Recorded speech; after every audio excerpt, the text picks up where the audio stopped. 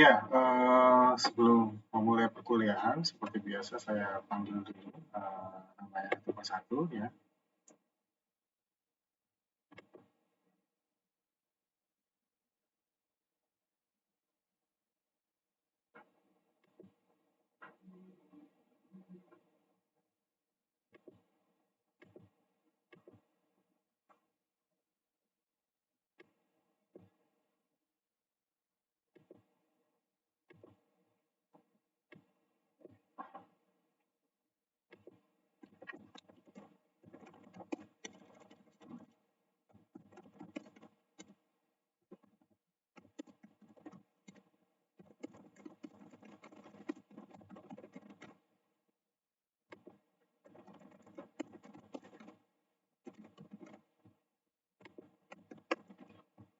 Oke, yang pertama Sandi Roda Tua ada. Ada, Pak. Oke, Andreas ada. Ada. Andri Juli Setiawan. Andri Pak. Oke, Hafiz Maulana Iman. Hadir, Pak. Oke, Doni Jonathan. Doni Jonathan hadir, Pak. Oke, Faiza Adelia Putri. Faiza hadir, Pak. Oke, Fadil Ilyas Esa Rahmana. Hadir, Pak. Oke, Gimnastiar Putra Hanintias. Gimnastiar. Oke. Oke, Ibnu Sandia Nugraha. Ibnu hadir, Pak. Oke, Rizky Fadilah tadi kayaknya izin ya. Shehan Alfarizi.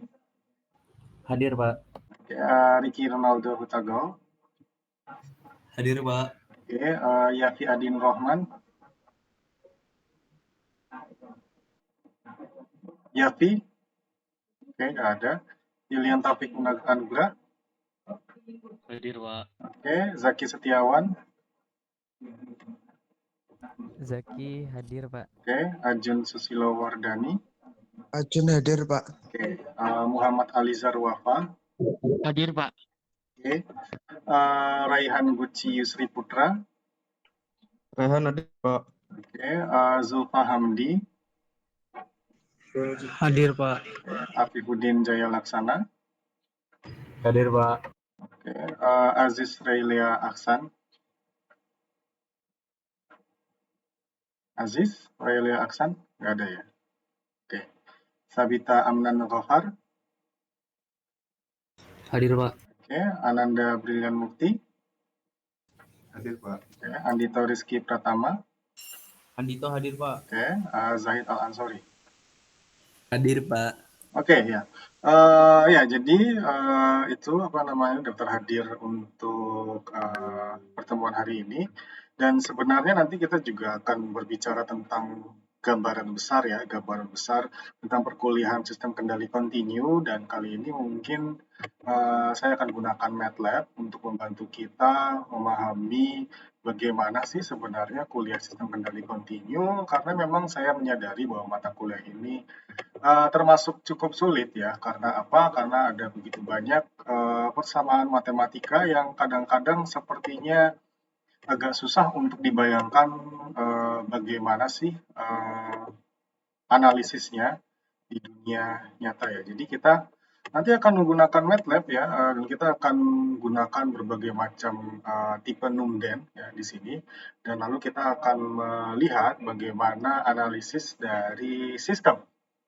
Ya, oke, jadi mungkin untuk apa namanya hari ini kita akan menjelaskan keseluruhan materi setelah UTS, terutama dengan performansi pengendali, terutama khususnya adalah PID.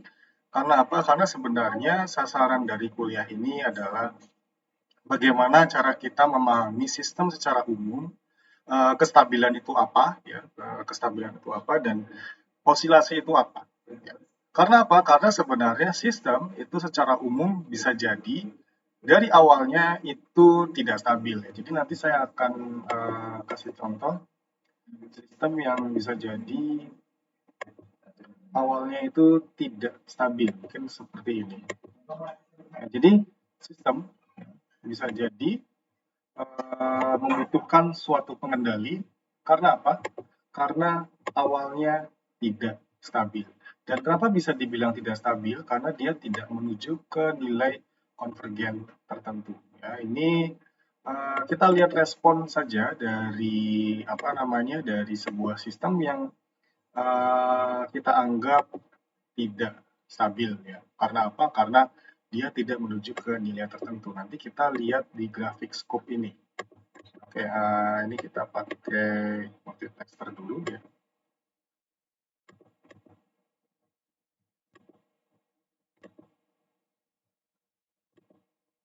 Nah, ini adalah sistem ya. Yang number dense itu adalah sistem. Nah, maksudnya apa? Artinya kita merepresentasikan sistem tadi ke persamaan matematika. Kenapa kita representasikan ke persamaan matematika? Agar ketika kita mau menerapkan pengendali, itu kita sudah bisa membayangkan bagaimana simulasinya. Ya, jadi kita tidak langsung menggunakan pengendali ke hardware-nya secara langsung, tetapi kita membayangkan bagaimana efek penggunaan pengendali tadi ke sistem. Nah, sistem sebenarnya bisa dinyatakan dalam beberapa bentuk persamaan. Yang persamaan ini itu adalah persamaan fungsi transfer biasa. Ya, persamaan fungsi transfer biasa. Mungkin saya tulis di sini. Ya.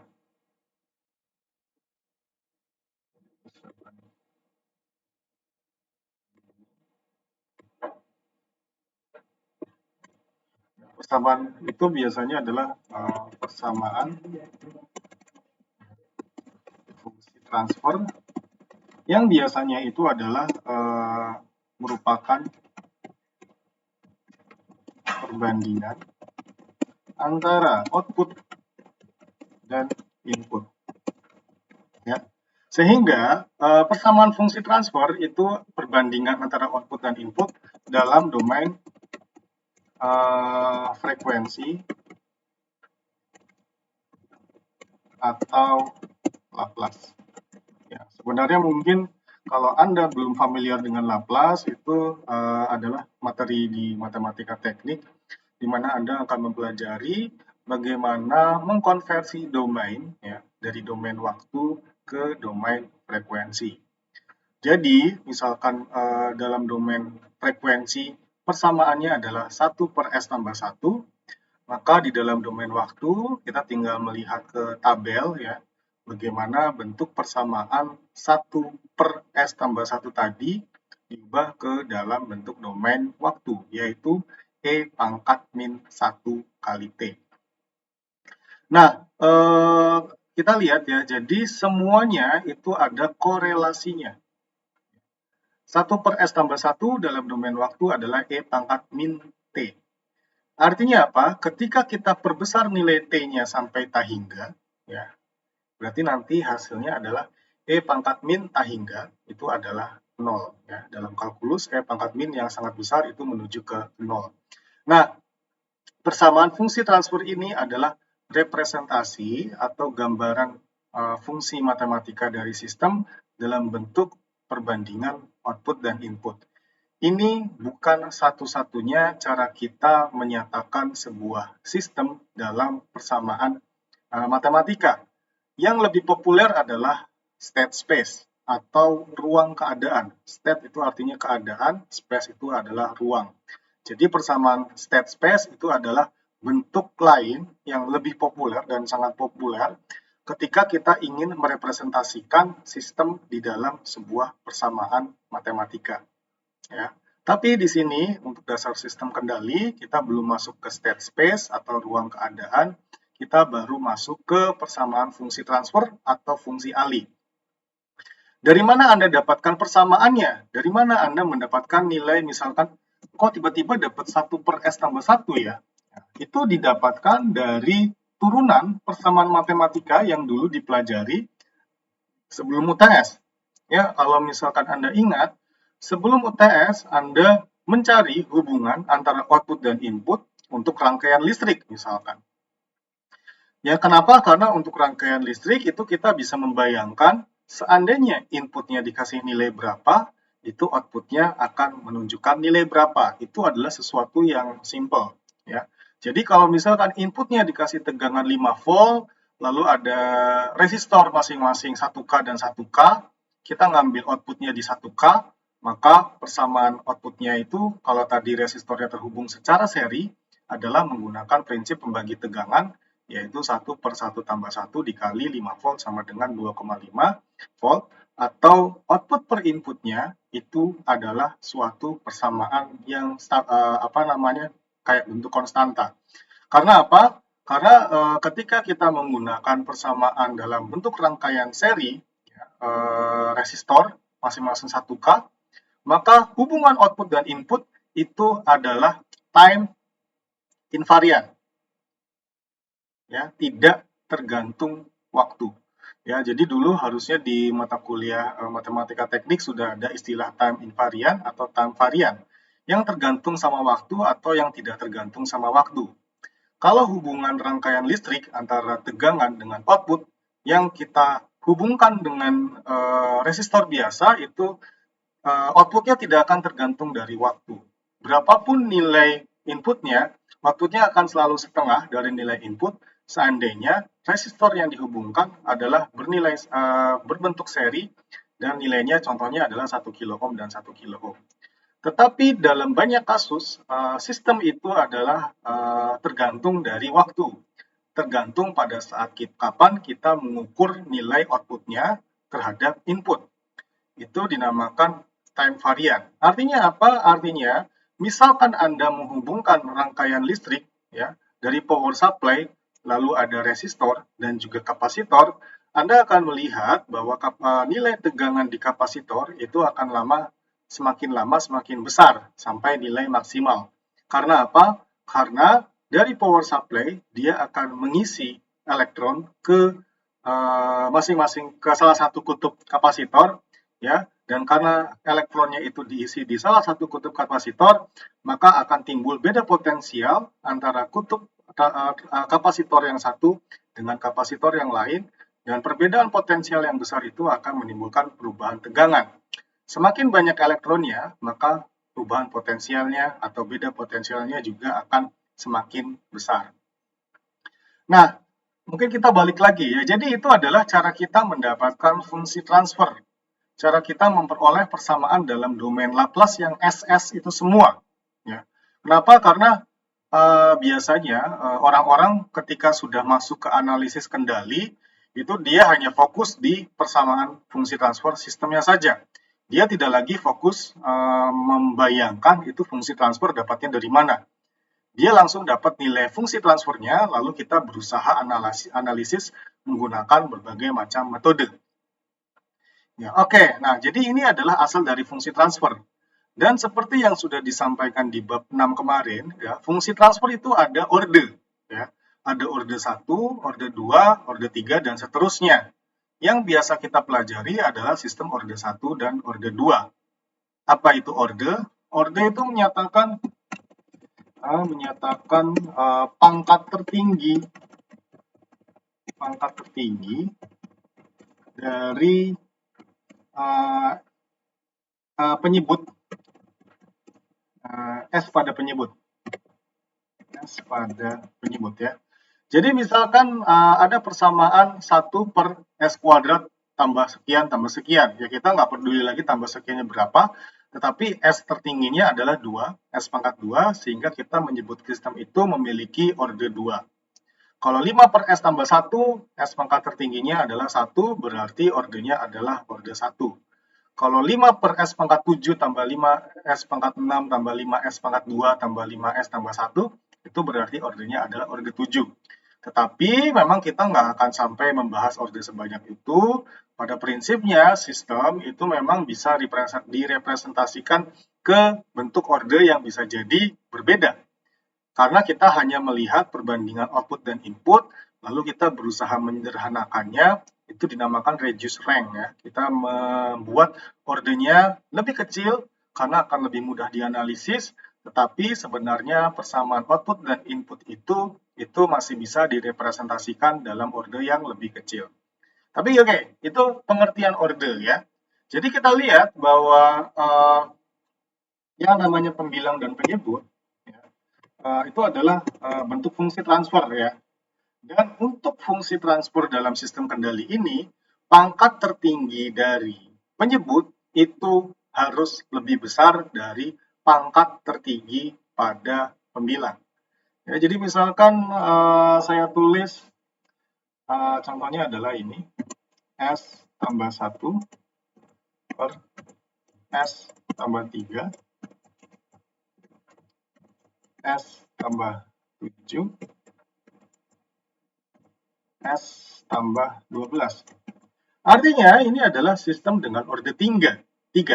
Kenapa? Karena kalau kita lihat penyebutnya itu ada S tambah 3 dikalikan S tambah 7 dikalikan S tambah 12 itu S pangkat 3 walaupun di atasnya itu ada pembilang yang juga ada faktor S-nya.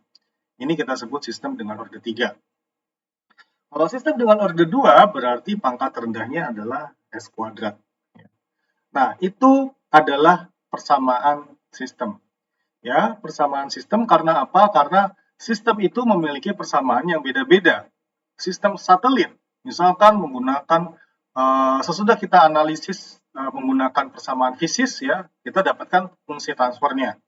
Fungsi rangkaian listrik, setelah kita analisis menggunakan rangkaian RLC, kita dapatkan fungsi transfernya, yaitu perbandingan antara output dan input ya. Jadi itu adalah pengertian fungsi transfer ya, dan ordernya bisa macam-macam. Selain itu, selain faktor dari fungsi transfernya tadi, ada lagi faktor yang berpengaruh, yaitu faktor dari jenis inputnya. Di bab 6 kita juga sudah bahas ya, ada tiga jenis input. Yang pertama adalah input step. Input step adalah input yang bernilai konstan pada setiap waktunya. Contoh paling simpel adalah input dari power supply. Mau dikasih waktu berapapun, nilai berapapun, nilainya akan tergantung dari saat kita memutar putaran knob di power supply dan tegangannya akan selalu menghasilkan nilai seperti itu. Artinya apa? Artinya itu akan selalu sama nilainya saat kita sudah set nilai tegangannya. Itu adalah input step dan jenis input yang memang paling sering kita gunakan karena memang biasanya kita memberikan input yang konstan pada sistem. Ya, kita memberikan input pada motor DC ya kita kasih tegangan konstan. Atau ketika kita mau mengaktifkan lampu, menyalakan lampu, kita kasih tegangan yang konstan. Tetapi itu adalah salah satu jenis dari input saja, yaitu input step. Ada juga input ramp, yaitu input yang selalu bernilai bertambah mengikuti nilai waktunya. Jadi seiring berjalannya waktu, dia akan meningkatkan input yang diberikan kepada sistem. Tapi memang tentu saja dalam batasan waktu tertentu. Karena apa? Berbeda dengan input step yang yang mau sampai 100 detik atau 1000 jam gitu bisa jadi sama. Input RAM itu agak tidak masuk akal kalau mencapai nilai sangat besar sekali, misalkan tegangan dari 0 sampai 1.000.000 volt ya, itu nggak make sense. Jadi memang biasanya untuk input RAM selain kita menggunakan input RAM yang berubah sedikit saja tiap waktunya, kita juga batasi waktunya. Itu adalah input RAM ya, jadi ada step yang konstan, ada RAM yang bertambah sesuai bertambah seiring berjalannya waktu, dan ada input impulse yang sesaat pada saat itu saja. Nah, untuk input step ya itu persamaannya adalah 1/S dalam domain Laplace ya untuk input satu satuan. Sementara untuk input RAM itu persamaannya adalah 1/S pangkat 2. 1/S pangkat 2. Sementara untuk input impulse untuk satu satuan itu adalah bernilai 1. Ya. Jadi itu adalah persamaan fungsi transfer untuk input. Kenapa? Karena fungsi transfer ya, atau fungsi yang menggambarkan sistem dalam bentuk persamaan matematika itu adalah output per input. Atau kalau misalkan dalam notasi adalah CS ya. CS itu biasanya adalah output dalam domain S dibagi RS. Ya. Output per input atau CS per RS. Artinya, ketika kita mencari nilai output saja,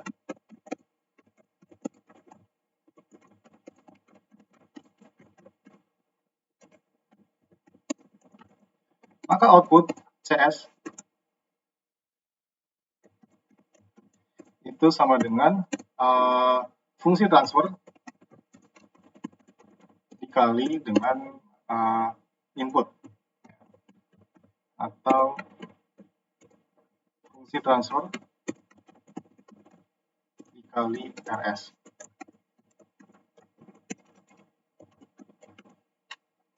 Nah, kapan kita mencari nilai output saja? Pada saat kita mau menggambarkan grafik hubungan antara output yang kita peroleh dengan waktu. Dan kita biasanya menginginkan hal itu pada saat kita mau mencari bagaimana sih sebenarnya respon sistem. Ya, respon ya. Jadi nanti respon sistem yang diinginkan ya, itu yang pertama adalah cepat, yaitu lekas memperoleh nilai set point yang diinginkan. Dan set point adalah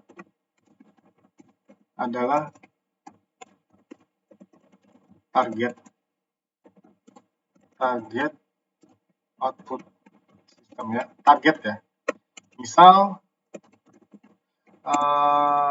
saat menyalakan kompor,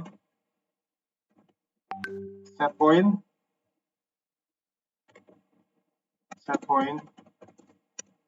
ya adalah 95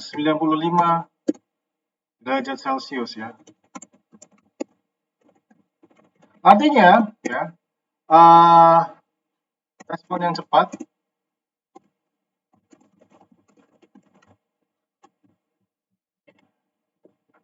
itu berarti saat kompor dinyalakan, maka suhunya langsung ke 95 derajat Celcius. Pertanyaannya, apakah ini mungkin? Jadi, begitu Anda nyalain kompor, kompornya langsung panas ke 95 derajat Celcius. Itu nggak mungkin. Apakah mungkin Anda nyalain setrika, langsung setrikanya panas? Ya. Semuanya itu butuh waktu. Semuanya itu butuh waktu, sehingga apa? Sehingga memang walaupun targetnya itu adalah secepat mungkin, tetapi biasanya ya kita realistis aja, tidak mungkin kita nyalain kompor, suhu kompornya langsung 95. Biasanya dia akan mulai memanaskan kompornya, naik dari suhu misalkan suhu kamar atau suhu ruangan, ya misalkan 25 derajat Celcius, lalu naik ke 95 derajat Celcius. Ya. Nah, dengan menggunakan pengontrol itu kita menginginkan responnya secepat mungkin. Artinya apa? Artinya kalau bisa kita butuh waktu sesingkat-singkatnya 0, sekian detik untuk sampai ke suhu 95 derajat Celcius. Tetapi itu tentu saja tergantung dari sistem ya. Nah, ini kita lihat ya, misalnya kita mau 100-100, artinya apa? Artinya kita targetnya 100, ini terus persamaannya saya buat yang simple aja. Ini misalkan 5. Ini misalkan kompor ya. Saya mau membuat sistem pemanasan kompor. Targetnya adalah 100. Udah 100 aja nggak apa-apa targetnya. Saya pengen kompornya mencapai nilai 100 secepat mungkin. Kita lihat. Ternyata untuk mendapatkan nilai 100 dibutuhkan waktu kira-kira 25 detik.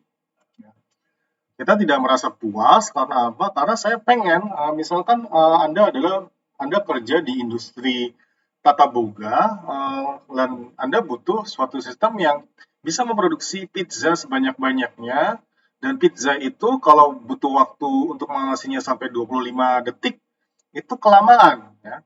Anda ingin membuat suatu sistem yang bisa menghasilkan kompor yang panas suhu 100 derajat Celcius dalam waktu secepat-cepatnya. Ya. Tentu saja tidak akan bisa diperoleh nilai waktu yang hanya mendapatkan rentang waktu 0 detik. Pasti butuh waktu yang sangat cepat, yaitu mungkin di atas 5 detik tapi masih di bawah 10 detik. Nah, apakah itu mungkin? Nah, itu tergantung dari analisis kita. Keuntungan dari sistem ini adalah sistemnya kayaknya memang sudah naturally stabil. Ya. Naturally stabil itu artinya apa? Artinya bahwa ketika kita memanaskan kompor, ya kompornya itu biasanya akan menuju ke nilai tertentu suhunya.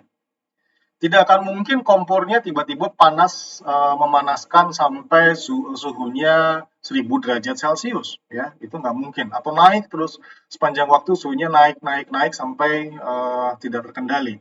Secara umum sistem ini itu adalah sistem yang stabil.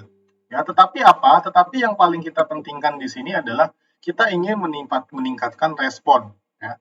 Kita ingin meningkatkan respon dengan cara apa? Dengan cara memberikan pengendali di situ.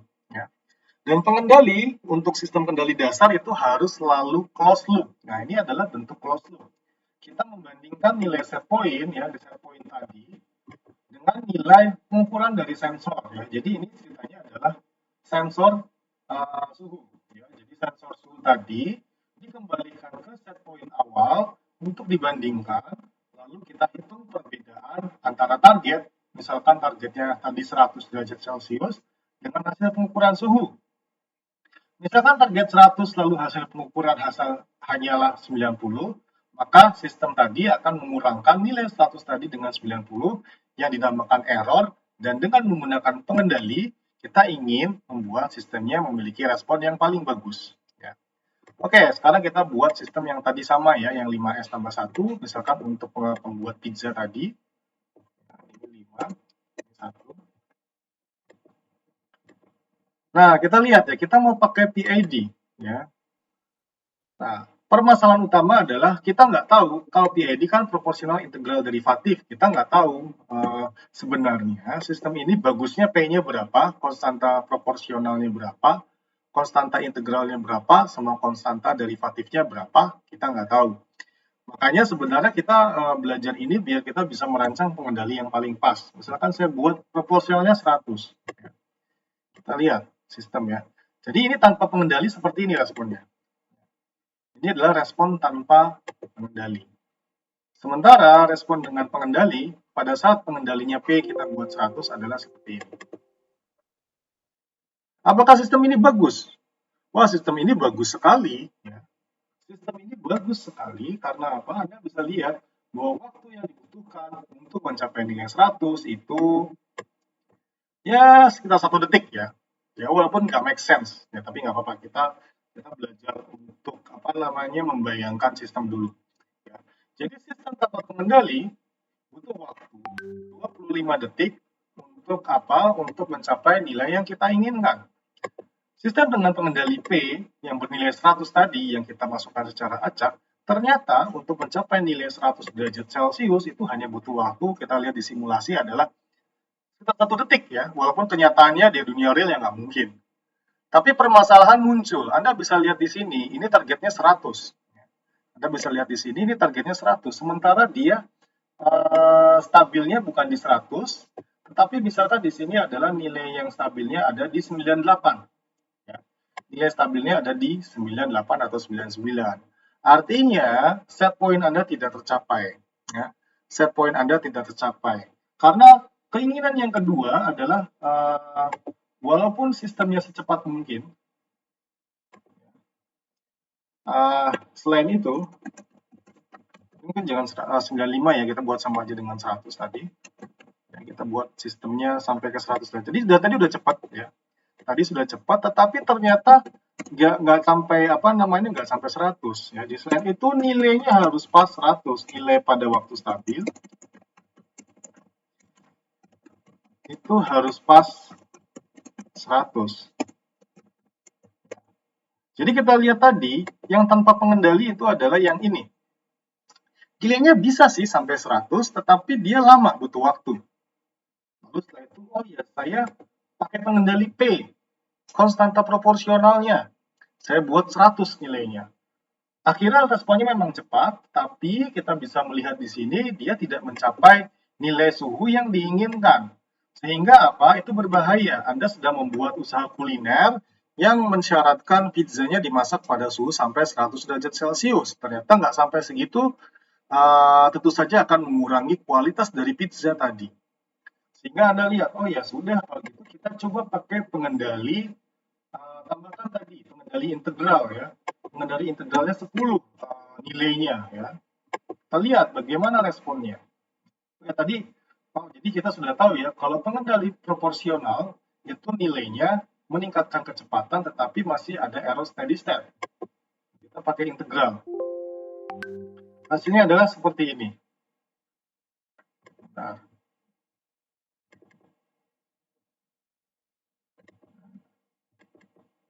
integral 10 hasilnya.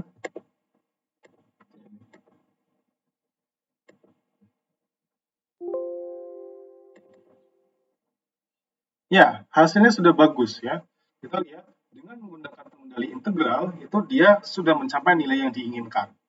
Sehingga Anda bisa simpulkan, wah ternyata dengan menggunakan pengendali PID, di mana konstanta proporsional 100 dan konstanta integral 10, sistemnya itu sudah sangat bagus sekali. Kita lihat ini sangat ideal sekali ya. Jadi dalam waktu sangat cepat dia sudah mendekati 100, lalu dia sampai ke set point-nya di nilai 100 yang mungkin pada detik kelima sudah selesai. Tapi kenyataannya ini tidak sesimpel itu ya. Kenyataannya tidak sesimpel itu. Karena apa? Karena bisa jadi sistemnya sudah tidak stabil di awal. Ya, contoh sistem yang tidak stabil di awal, misalkan.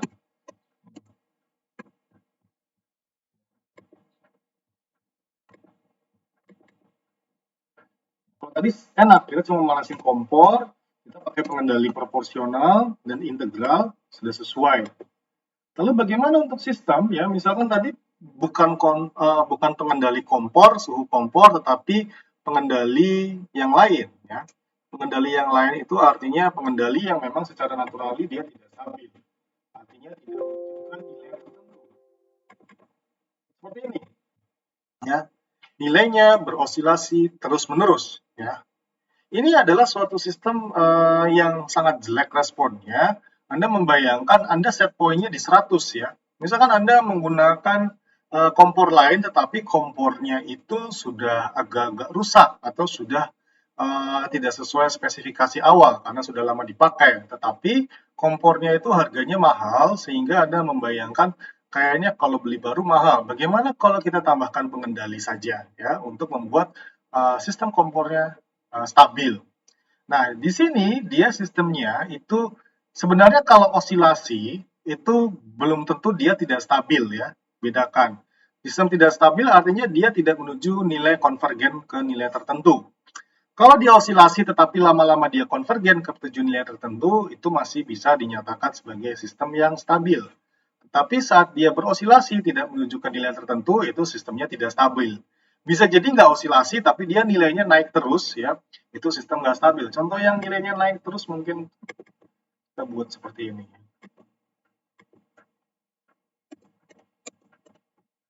Ya, ini contoh sistem yang benar-benar nggak stabil.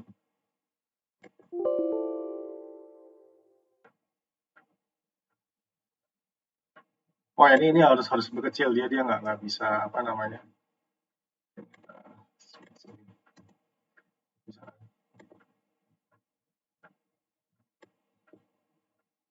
Ya, ini contoh sistem yang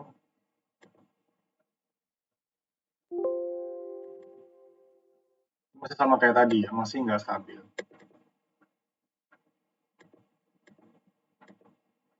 Nah, jadi bagaimana cara membuat sistemnya stabil? Nah, itu kita nambahkan pengendali.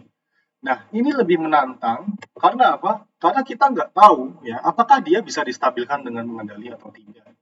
Ya, kita coba-coba. Bagaimana kalau kita tambahkan tadi ya, tadi kan sistem tambah pengendali, ini kita pakai yang 1101 ya. Kita tambahkan bagaimana kalau kita perbesar nilai proporsionalnya. Kita buat 0 dulu, ya kita perbesar. Bagaimana hasilnya?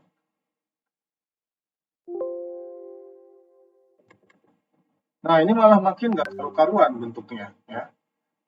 Karena makin nggak karu-karuan, kalau gitu kita tambahkan integral, ya. Kita tambahkan integral, nilainya 10. Kita responnya. Nah, ini divergen ya. Ini divergen artinya dia udah nggak stabil, udah berosilasi, lalu nilainya terus-menerus terus membesar. Itu udah nggak stabil dan nggak stabil, bener-bener nggak stabil banget. Kalau yang tadi nggak stabilnya masih nggak stabil, tapi nilainya masih tidak divergen ya, tidak membesar ke nilai tertentu. Yang ini sudah tidak stabil, nilainya membesar. Tentu saja itu makin jelek ya. Jadi kita makin bingung ini pengontrol kayak gimana nih yang harus diberikan biar sistemnya bagus. Ternyata dikasih integral jelek. Bagaimana kalau kita kasih derivatif ya nilainya 10? Coba lagi. Nah, ternyata setelah kita kasih derivatif ya, sistem yang tadinya tidak stabil karena berosilasi, ini menjadi stabil seperti ini. Kenapa bisa kita katakan stabil? Karena nilainya adalah menunjukkan nilai status yang kita inginkan. Jadi ada osilasi sedikit ya, ada osilasi overshoot sedikit. Overshoot adalah nilai yang melebihi ambang batas maksimal dibagi nilai target. Ya, misalkan di sini nilainya sampai 130 ya, misalkan targetnya 100, artinya ada overshoot 30%. Tetapi bisa jadi dalam sistem tidak terlalu bermasalah ya, dia ada lonjakan sedikit karena apa? Karena yang penting pada akhirnya dia stabil ya, tetapi itu semua tergantung sistem. Tapi yang jadi masalah adalah sama seperti tadi, stabilnya adalah di bawah 100. Di sini mungkin stabilnya di bawah sekitar 98. Berarti kita tambahin integral misalkan. Ya, kita tambahin integral. Bagaimana kalau kita kasih 1 integralnya?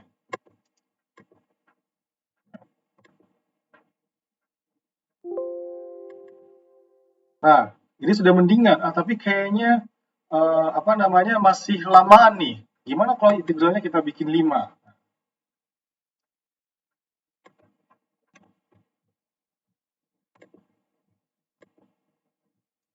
Kita run lagi. Nah, ini sudah lebih bagus. Kenapa? Karena Anda bisa lihat dia mulai menunjukkan nilai-nilai yang kita inginkan pada saat nilainya sudah mencapai nilai 100. Ya. Oh ya, kalau gitu kita perbesar lagi aja nilai integralnya. 20 misalkan.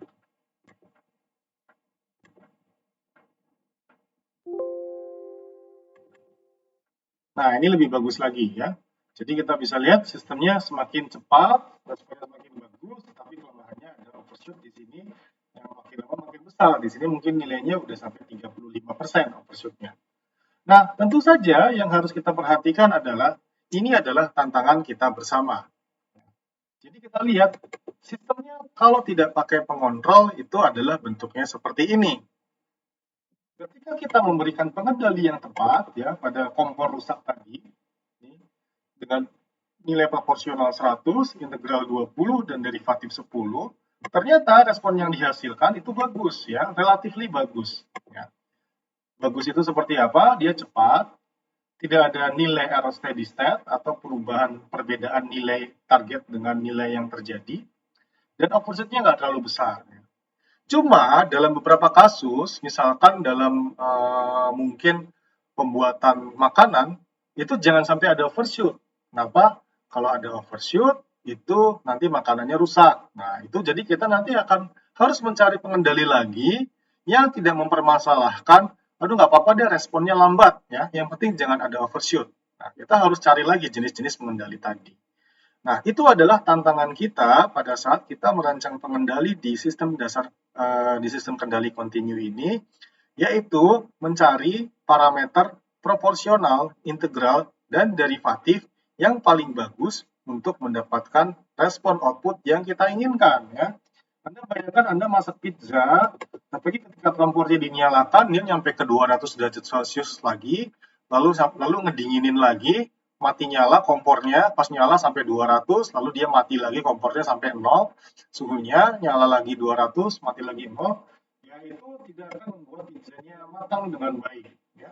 Anda harus menambahkan pengendali PID dengan nilai ini. Nah, permasalahan utama dari mana kita tahu nilai P-nya harus sekian, nilai I-nya harus sekian, dan nilai derivatifnya harus sekian.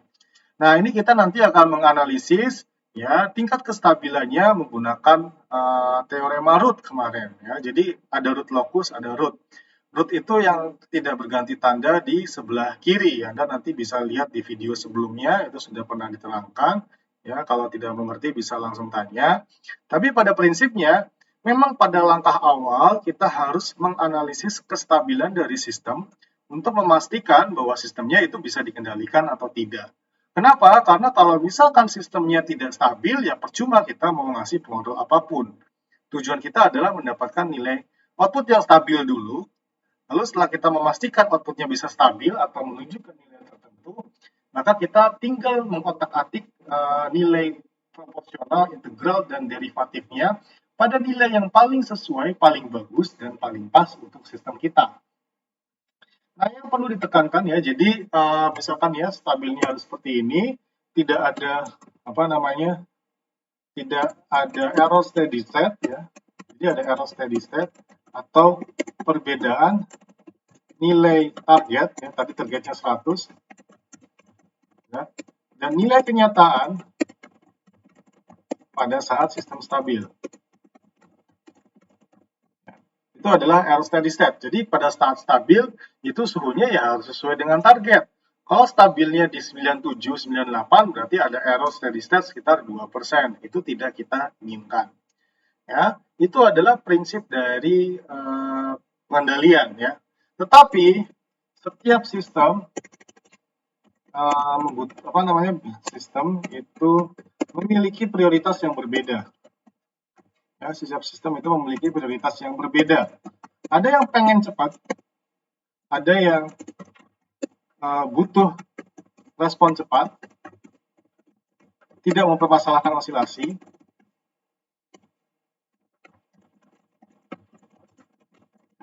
dan tidak mempermasalahkan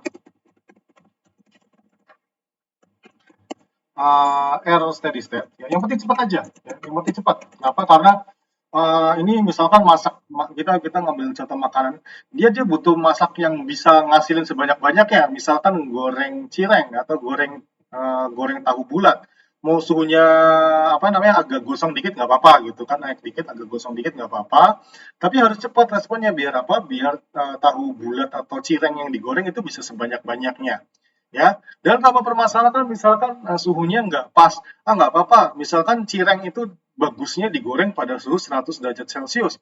Ternyata cuma sampai 95, nggak apa-apa, masih enak gitu lah. Karena cuma cireng doang. Yang penting jangan sampai kita lama nungguin buat masak cirengnya. Nanti cirengnya yang dibuat itu sangat sedikit dan itu merugikan. Ya. Tapi ada juga yang butuh tanpa overshoot. Lalu harus pas sesuai target dan nggak apa-apa kalau agak lama. Misalkan masakan yang lain bukan cireng, kalau cireng harus masak banyak-banyak. Misalkan kita mau makan pizza yang amat sangat bagus kualitasnya ya, jadi harus dipanaskan dengan suhu yang sesuai, jangan sampai digosongin dulu. Agak-agak lama nggak apa-apa, karena kita memelihara kualitas. Jadi nanti pizzanya dimasak pas di suhu 100, tidak sampai gosong, lalu suhunya sesuai dengan target. Lama nggak apa-apa karena ini untuk restoran yang memperhatikan kualitas. Jadi itu. Jadi memang pemberian nilai pengendali parameter PID tadi itu memang kita harus memperhatikan sesuai dengan target yang diinginkan untuk tiap sistem. Target untuk tiap sistem beda, seperti yang saya sebutkan. target untuk goreng cireng sebanyak-banyaknya beda dengan target untuk memasak pizza dengan kualitas yang bagus ya. Itu semua tergantung dari keinginan kita sendiri ya. Tapi memang sangat mustahil kalau misalkan kita ingin mendapatkan jackpot di semua parameter. Responnya cepat, osilasi nggak ada, error steady state nggak ada. Ya, itu agak mustahil. Biasanya kita memang harus mengorbankan satu parameter karena kita menginginkan parameter lain yang lebih menonjol. Ya. Jadi ya semuanya pasti pengennya kayak gitu ya, pengennya cepat, nggak ada osilasi, nggak ada error steady state, murah dan lain-lain ya. Tetapi itu nggak mungkin. Jadi itu adalah bagaimana cara kita merancang mengendali yang paling pas. Ya. Jadi kemarin kita lihat, kemarin kita sudah membahas tentang kestabilan root. Untuk apa? Untuk membuat sistemnya itu kita pastikan stabil dulu. Ketika sistem tidak stabil, percuma kita mau pakai pengontrol apapun, tapi tetap tidak stabil. Kita harus pastikan sistemnya itu bisa stabil. Salah satunya adalah dengan menggunakan teorema root. Ya. Tetapi teorema root itu memiliki kelemahan, yaitu kita tidak punya gambaran atau bayangan bagaimana respon kestabilannya itu bergerak menuju makin stabil atau tidak pada saat kita memperbesar nilai gain.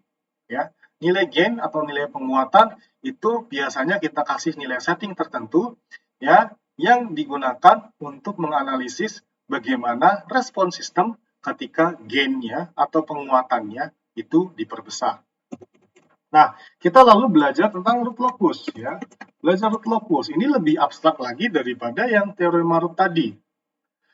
Ya, root locus itu dia digambarkan di bidang imajiner ya.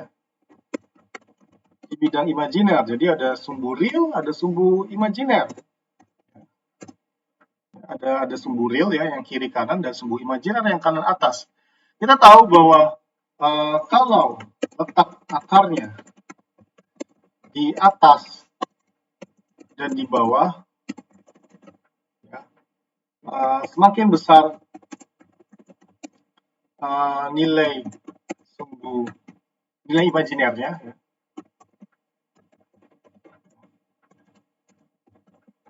maka sistem akan berosilasi. Kenapa bisa seperti itu? Anda ingat ya, E pangkat J omega ya, itu adalah cos omega ditambah J sin omega. Nah, cos omega dan J sin omega itu adalah fungsi-fungsi yang menimbulkan osilasi. Ya. Anda akan lihat bahwa persamaan sinus dan kosinus itu kan seperti osilasi. Sehingga tentu saja semakin besar nilai imajinernya itu akan memperbesar osilasi. Itu kalau kita buat di dalam bentuk persamaan sumbu bidang imajiner ya.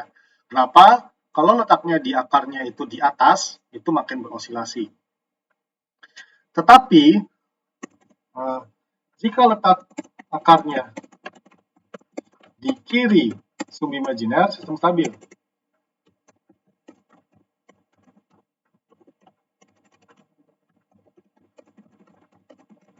Ya. Jika letak akarnya di kiri sumbu imajiner, itu sistem stabil. Kenapa bisa seperti itu? Karena apa? Karena sumbu imajiner itu kan J omega. Ya. Jika akarnya adalah di E pangkat minus, ya. Kalau kiri kan minus ya, E pangkat minus sekian T, E pangkat min 5T. Ketika kita perbesar T-nya, dia akan menuju ke 0. Ya. Sehingga tentu saja itu akan divergen menuju nilai tertentu. Itu adalah stabil. Sementara kalau akarnya di sebelah kanan, ya, karena E pangkat negatif itu saat waktunya diperbesar, akan menuju ke 0 atau konvergen.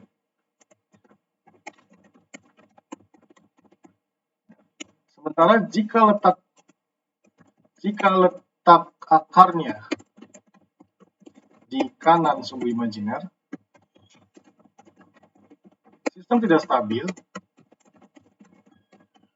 karena E pangkat positif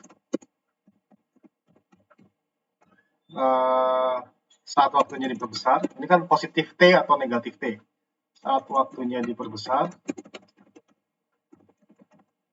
maka sistem akan menuju Tahingga. Tahingga itu berarti nggak stabil. Ya, karena ya besar sekali itu pasti nggak stabil. Walaupun secara logika nggak akan sampai Tahingga karena keterbatasan supply daya yang diberikan ke sistem. Tapi dia akan menuju nilai besar sekali yang tidak sesuai dengan set point. Nah itu. Nah root locus ya itu adalah menggambarkan akar ini pakai C root locus ya. Root itu adalah apa namanya akar, locus itu adalah kedudukan. Menggambarkan nilai K posisi akar dari nilai K atau gain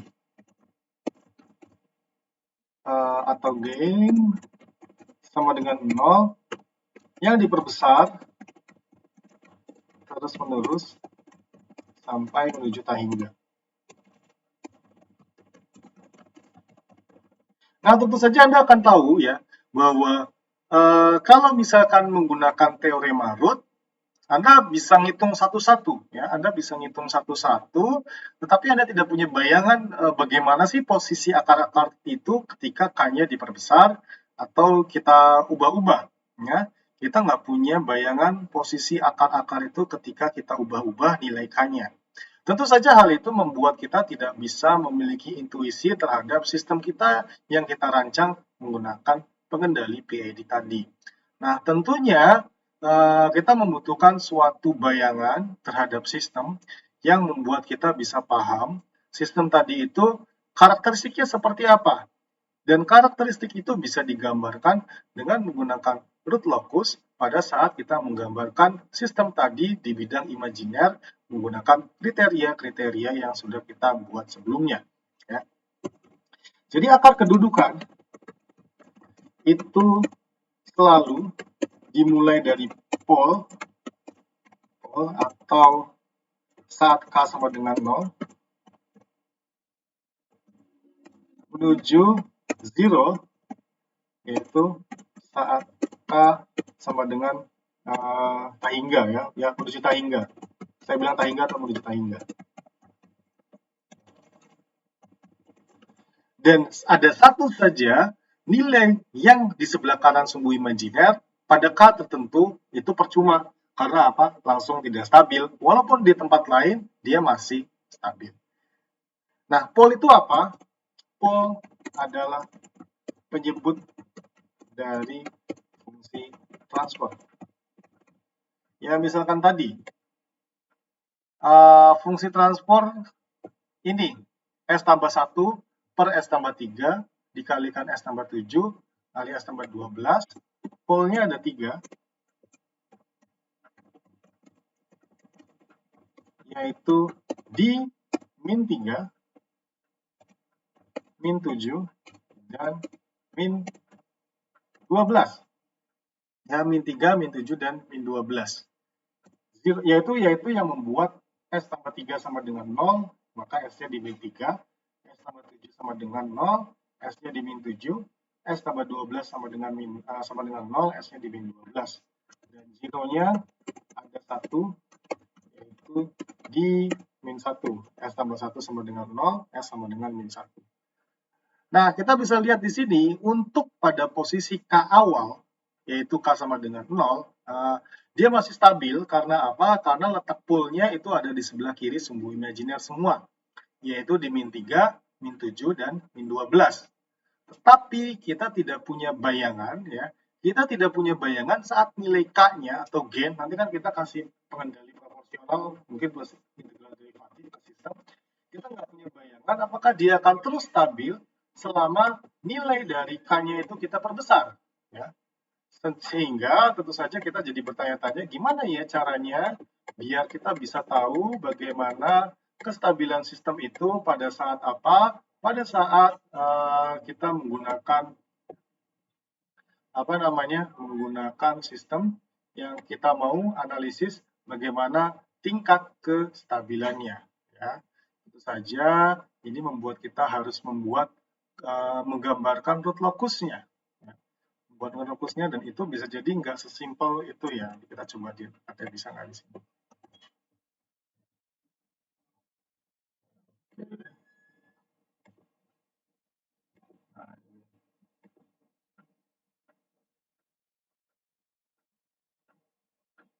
Nah, ini adalah contoh root locus yang tadi ya. Mungkin kita kita tulis root locus ya. Ini kan ada di S tambah 1, S tambah 3, S tambah 7, sama S tambah 12. Berarti kita coba nanti di sini. S tambah 1 berarti 1 ya. Dan kita harus uraikan ini. Yang agak menyebalkan adalah ini kan di 1, ini S pangkat 3 tambah 3S. Jadi ini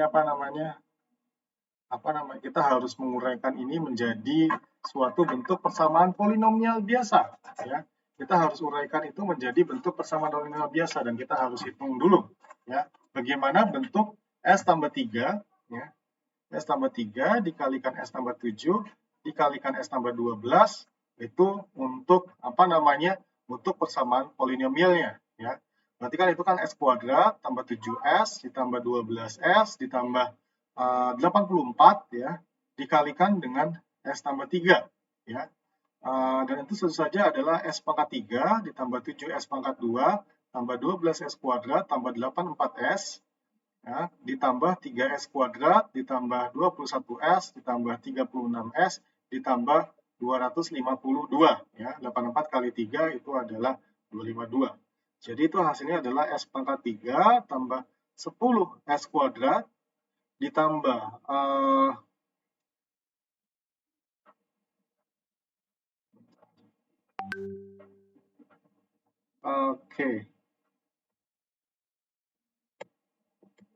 Oke, ya bentar. S pangkat 3 ditambah 10S kuadrat ya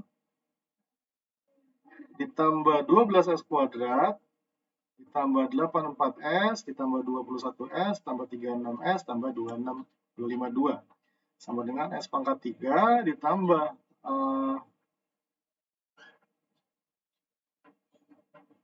22S kuadrat ditambah 141S tambah 252. Oke, kita langsung cari bagaimana fokusnya ya.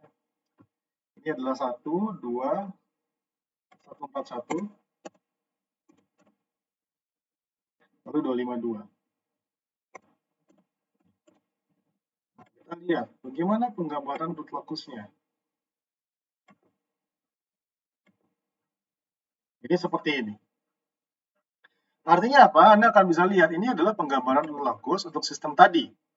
Pol dimulai dari posisi ketika gainnya itu sama dengan 0. Kita perbesar terus menerus ya. Pada saat sampai 100, 200, sampai hingga infinity, ternyata dia masih stabil.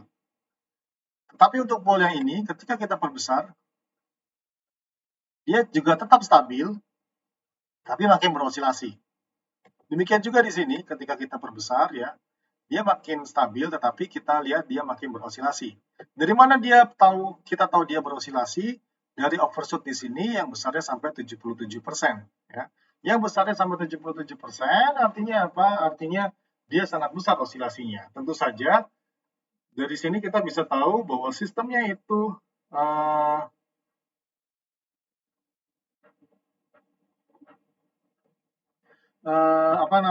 untuk sistem ini kita bisa lihat polnya itu akan membuat sistemnya itu untuk K tertentu, misalkan pada saat nilai K-nya 800, letak akarnya lagi di min 2,44 ditambah 30,6i.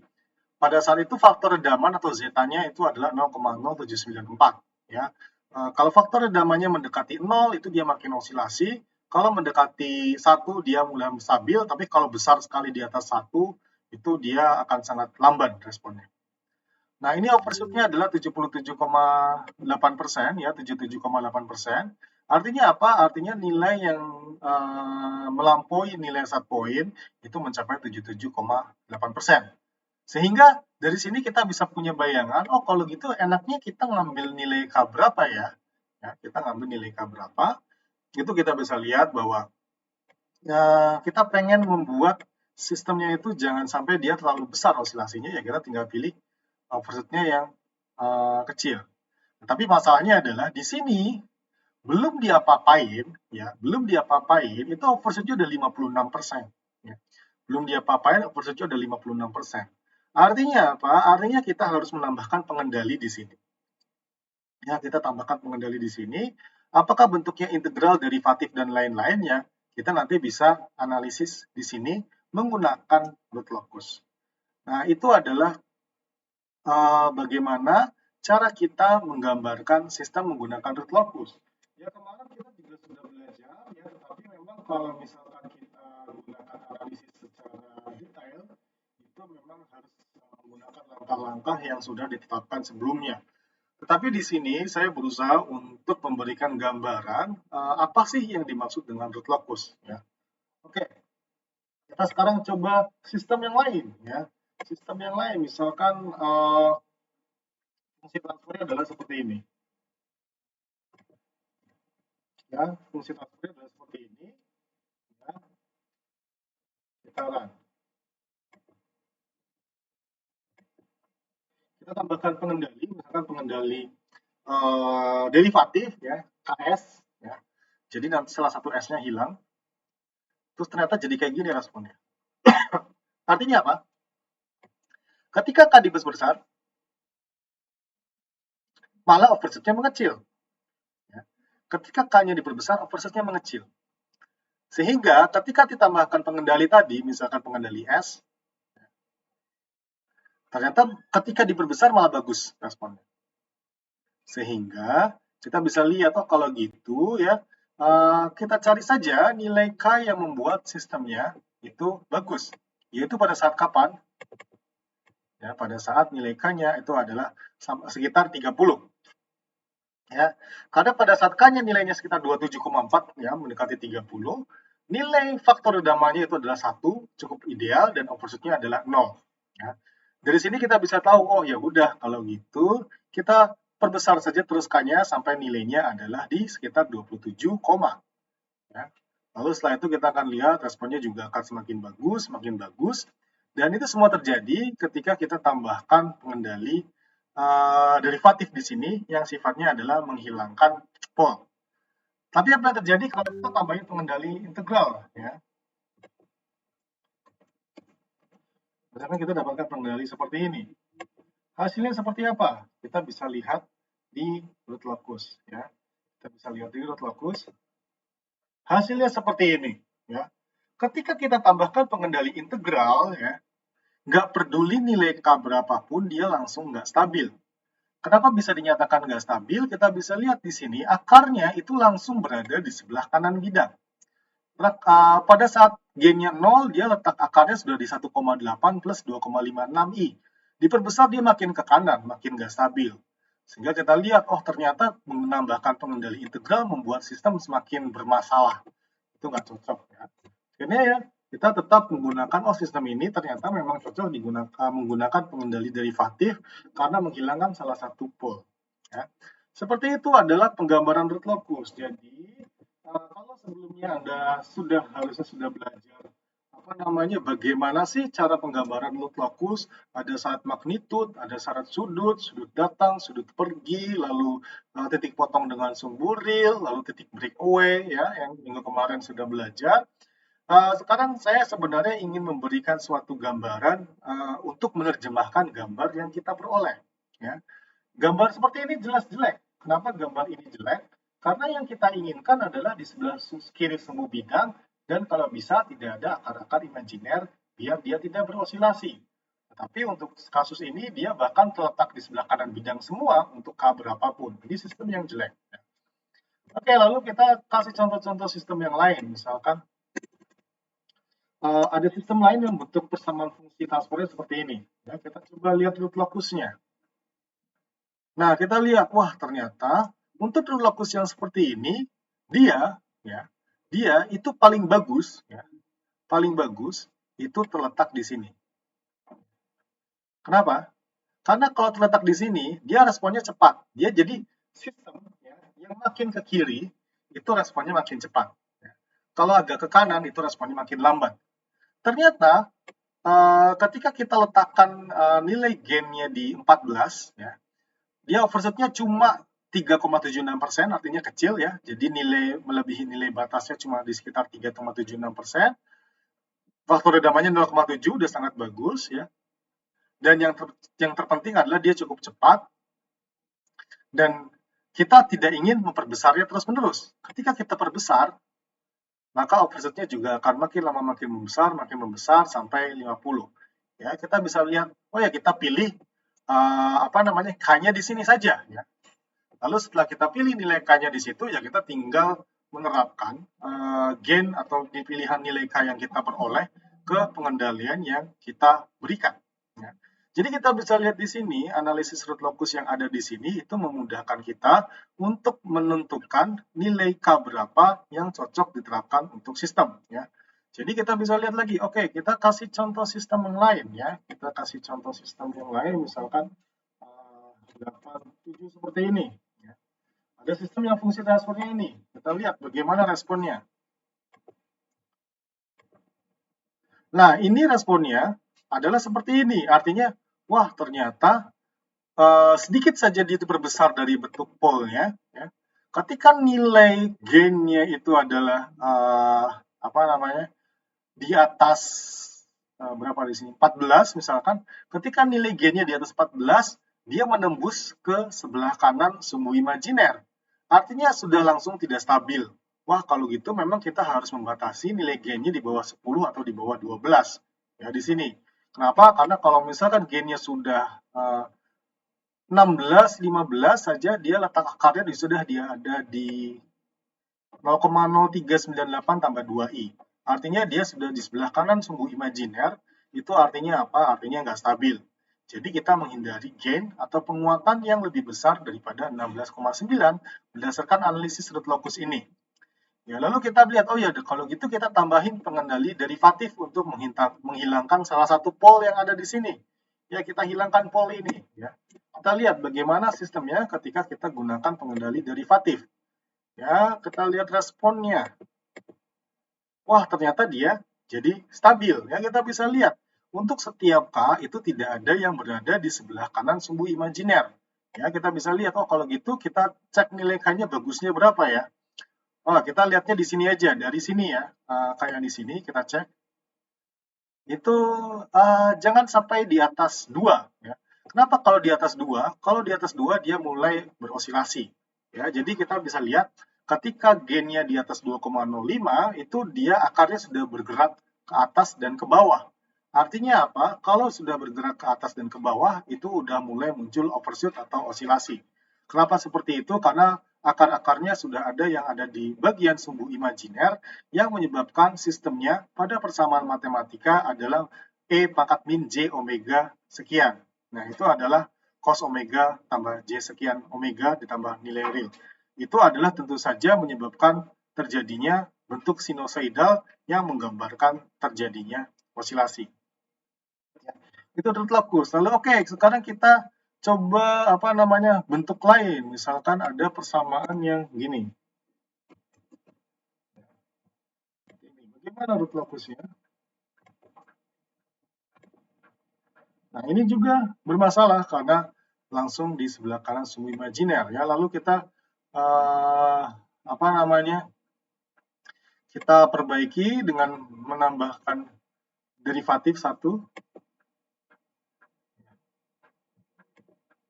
Nah, ini seperti ini, jadi bisa lihat sistemnya sudah terperbaiki dengan bagus ya, terperbaiki dengan bagus, sehingga apa artinya? Artinya sistem ini cocok menggunakan pengendali derivatif. Nah, ini adalah penggambaran hubungan dari contoh-contoh analisis root locus tadi ya. Jadi kita bisa lihat bahwa root locus itu bergerak, ini adalah X ya, X itu adalah lambang pol, dia akan bergerak menuju 0. Tetapi kalau tidak ada zero, dia akan bergerak menuju nilai tak hingga. Karena zero-nya itu kalau tidak ada berarti dianggap terletak di tak hingga. Baik tak hingga di sumbu imajiner ataupun tak hingga di sumbu real. Nah, tentunya kita juga harus memperhatikan ya sistem ini secara umum ini bagaimana responnya. Seperti kita bilang bahwa permasalahan utama adalah mencari pengendali yang paling cocok diterapkan untuk sistem yang mau kita analisis. Yang pertama harus kita lakukan adalah menganalisis kestabilannya. Kenapa? Karena kalau nggak stabil, percuma dikasih pengendali dengan nilai berapapun. Wah, sistemnya ternyata nggak stabil. Ya kita tambahin pengendali. Tetapi dikasih pengendali jenis apapun nggak stabil. Karena nilainya di sebelah kanan semua. Ya udah, berarti kita nggak bisa menambahkan atau memperbaiki respon karena sistemnya sudah cacat dari sananya. Ya, misalkan apa ya, apa ya sistem yang udah cacat dari sananya, misalkan coba.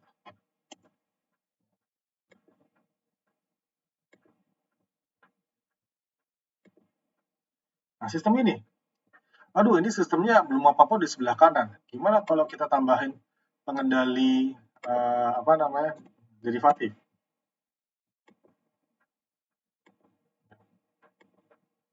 Ditambahin pengendali derivatif, dia tetap masih di sebelah kanan. Artinya apa? Sistem ini tidak bisa lagi diperbaiki. Ya. Ketika kita menggunakan pengendali PID, berapapun parameter PID-nya sampai jungkir balik dari manapun posisinya, dia akan selalu memiliki akar-akar yang berada di sebelah kanan sumbu imajiner. Sehingga kita bisa langsung tahu, ya memang sistem ini sudah cacat dari sananya, tidak bisa kita perbaiki, ya udah kita nggak usah mikirin. Ya, beli alat baru atau beli sistem lain yang masih bisa kita perbaiki. Ya, itu adalah kegunaan kita menganalisis sistem menggunakan root locus. Ya, jadi Anda harus bisa membayangkan dari gambar-gambar tadi itu hubungannya seperti apa. Ya, Anda bisa lihat bahwa sistem secara umum adalah seperti ini ya. Sistem secara umum adalah seperti ini, bisa jadi dari awalnya dia tidak stabil. Ya, dari awalnya tidak stabil. Contohnya adalah ini. Ada 101.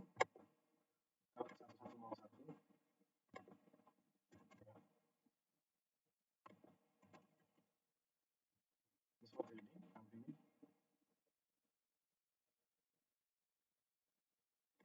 Ya. Ini dia beroscilasi terus-menerus ya. Karena apa? Karena dia dia terletak tepat di sumbu imajiner, jadinya dia beroscilasi terus-menerus ya. Lalu kita mencoba memperbaiki dengan menambahkan pengendali apa di sini ya tadi.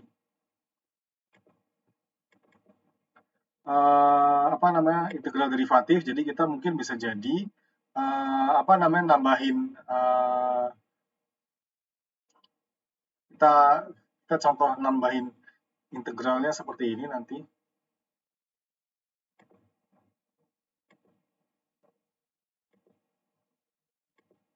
Ya, misalkan kita hapus di sini, tambahkan 1. Ya.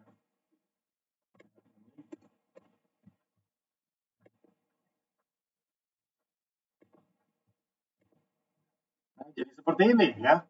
Sudah kita tambahkan pengendali jadi seperti ini. Ya, sistemnya itu makin bagus pada saat nilai G-nya 3, dia sudah mulai stabil dan dia menuju ke respon yang lebih baik ya. Contohnya adalah seperti ini. Ya, ada overshoot sedikit tapi nggak masalah, dia lama-lama stabil. Nah, itu kita lihat ya bagaimana sebuah sistem yang sangat tidak stabil di awal dengan menggunakan pengendali PID ini ya dengan settingan yang sesuai dengan settingan ini, responnya menjadi jauh lebih bagus, yaitu ini ya, targetnya 100 tercapai di nilai 100 ya, tidak ada error steady state. Lalu kita bisa lihat bahwa untuk sistem ini memang ada overshoot, tapi nggak masalah ya, karena bisa jadi yang dipentingkan dari sistem ini adalah respon yang cepat ya, dan juga tidak ada error steady state. Ya, itu ya. Jadi itu adalah gambaran umum tentang bagaimana apa sih yang kita pelajari dari awal setelah UTS sampai dengan akhir ya. Untuk soal UAS mungkin Anda bisa melihat materi sebelumnya, sudah saya share videonya di YouTube ya, dan ini nanti akan di-share juga nanti jam 11.30 ada soal kuis ya. Dan saya kasih kesempatan sampai jam 3, Anda bisa ulang-ulang kalau tidak puas dengan nilainya. Anda bisa mencari materinya, sudah saya share di LMS. bisa baca-baca lagi ya, bisa baca-baca lagi, cari jawaban paling sesuai. Kalau misalkan masih belum bagus nilainya, ada coba lagi, tapi saya batasi sampai jam 3 ya. Nanti kita akan cari nilai terbagus dari yang Anda kerjakan ya. Dan itu sama dengan soal kemarin ya, karena kemarin nilainya masih belum bagus, jadi ya saya kasih kesempatan untuk memperbaiki dengan cara ya Anda boleh berulang kali mencoba mengerjakan soalnya, tapi ya dibatasi oleh waktu ya. Untuk apa namanya, untuk perkuliahan semester depan itu insya Allah sudah full offline, jadi ya dipersiapkan saja. Karena apa? Karena memang setelah sebelumnya belajar selalu online, itu memang untuk materi-materi yang seperti ini, yang terkait dengan banyak persamaan matematika bisa jadi agak kaget. Kenapa? Karena bisa jadi proses transfer knowledge-nya pada saat perkuliahan online itu tidak maksimal karena memang perkuliahan online itu ya banyak kendalanya.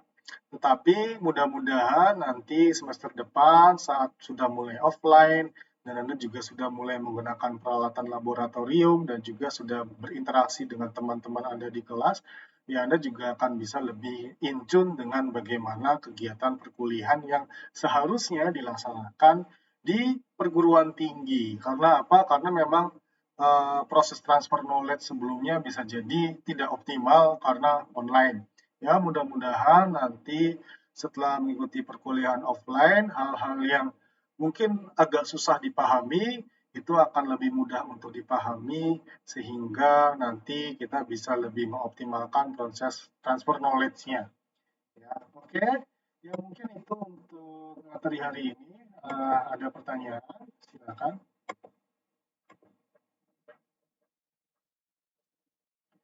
Ya. Oke, kalau misalkan tidak ada, ini nanti materi ini akan saya share ya,